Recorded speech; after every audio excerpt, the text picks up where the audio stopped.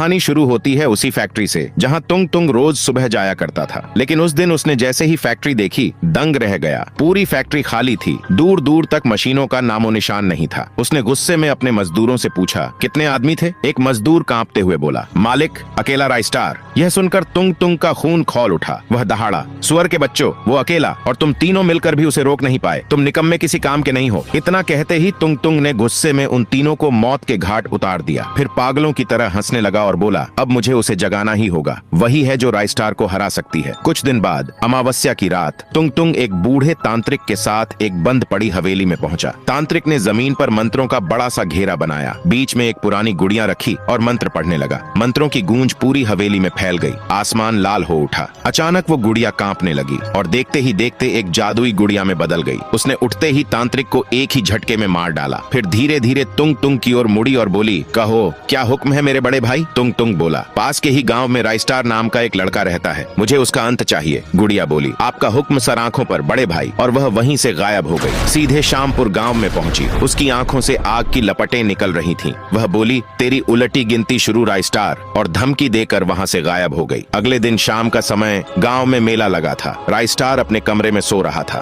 तभी वही गुड़िया वहां पहुंची और एक एक करके गांव वालों का कत्ल करने लगी। लोगों की चीख पुकार से राइस्टार की नींद खुल गई। वह दौड़ता हुआ बाहर आया, लेकिन तब तक बहुत देर हो चुकी थी। पूरे गांव में लाशें बिछी थीं। चारों ओर खून और तबाही का मंजर था। राइस्टार यह सब देखकर दंग रह गया। गुस्से में गरजा, किसने किया ये सब? किसकी इतनी मजाल? उसी वक्त एक आदमी खून से लथपथ उसके पास गिर पड़ा। उसने रोते रोते सारी घटना बताई। यह सुनकर राइस्टार का खून खौल उठा। वह गुड़िया को ढूंढने लगा, लेकिन कहीं न मिली। हताश और दुखी राइस्टार एक पेड़ के नीचे बैठ गया। आंखों से आंसू बहते हुए बोला, कैसा हीरो हूँ मैं, अपने ही लोगों का काम नहीं आ पाया। तभी गांव का एक आदमी दौड़ता हुआ उसके पास आया और बोला, राइस्टार, तुम जिले में रहने वाले राक्षस के पास क्यों नहीं जाते? वह सबकी मदद करता है, शायद तुम्हारी भी कर दे। राइस्टार तुरंत निकल पड़ा। जाते ही रोते रोते प्रार्थना करने लगा, हे महान आत्मा, मेरी मदद करो, हमारे गांव पर विपत्ति आ गई है। यह सुनते ही पानी में हलचल होने लगी और उसके सामने प्रकट हुआ वही डरावना मॉन्स्टर बोला, ये सब एक तंत्र विद्या का खेल है, इसे हराने का सिर्फ एक तरीका है। उसने कुछ मंत्र पढ़े और हवा में घूमती हुई एक जादुई ढोलक प्रकट हो गई। मॉन्स्टर बोला, इस ढोलक को गले में पहनकर पूरे गांव में घूमना, जहां भी वो गुड़िया होगी यह ढोलक उसे सामने ला देगी। राइस्टार ने ढोलक पहना और रात होते ही पूरे गांव में घूमने लगा। अचानक आसमान से बिजली कड़की और उसके सामने वही गुड़िया प्रकट हो गई। वह चिल्लाई, बंद कर दे ये ढोलक राइस्टार। लेकिन राइस्टार ने उसकी एक न सुनी। ढोलक लगातार बजती रही। गुड़िया तड़पने लगी, उसका शरीर धधकने लगा और धीरे धीरे वह आग की लपटों में जलने लगी। आखिरकार वह ढाकर वहीं खत्म हो गई। अब सवाल ये है, क्या टुंग टुंग अपनी बहन का बदला ले पाएगा? क्या राइस्टार अपने गांव को बचा पाएगा?